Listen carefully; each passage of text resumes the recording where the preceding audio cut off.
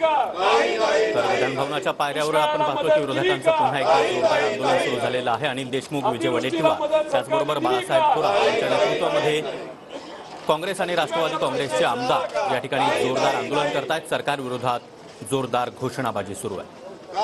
कापूस आणि सोयाबीनचा मुद्दा आहे, त्याचबरोबर नोकर भरती, महागाई या सर्वच मुद्द्यांवरून विरोधक पुन्हा एकदा विधानभवनाच्या पायऱ्यांवर आक्रमक बनले। आणि अधिक माहिती देण्यासाठी आमचे प्रतिनिधी गजानन उमाटे सध्या आपल्यासोबत आहेत। गजानन, हिवाळी अधिवेशनाचा शेवटचा आठवडा आणि शेवटच्या वेळी आता विरोधक चांगलेच आक्रमक बनलेले आहेत। कापूस सोयाबीनचा भाव त्याचबरोबर इतरही मुद्द्यांवरून आता जोरदार आंदोलन सुरू आहे।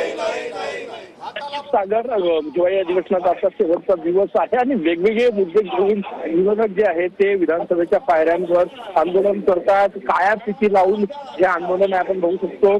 सरकारचा निषेध करत काळ्या फिती लावलेले आहेत आणि सगळ्यात महत्वाचं काल खासदारांचं झालेलं निलंबन, त्यासोबतच महाराष्ट्रातले जे प्रश्न आहेत सोयाबीन आणि कापूस उत्पादक शेतकऱ्यांना मदत न करणारा सरकारचा जाहीर अशा प्रकारचा फलक हातात घेतलेला आहे। नाही नाही नाही हे बघा, नंदी बैलाचा फोटो आहे, ते आहे।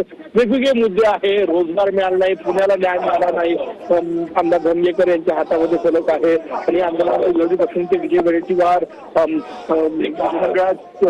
गटनेते काँग्रेसचे या ठिकाणी बाळासाहेब थोरात, अनिल देशमुख, रोहित पवार याकडे हे सगळे नेते या ठिकाणी उपस्थित आहेत आणि आंदोलन जे आहे ते केलं जात आहे। विधानसभेच्या पायऱ्यावर आज शेवटचा दिवस, शेवटच्या दिवशीही विरोधक जे आहेत ते आक्रमक आहे।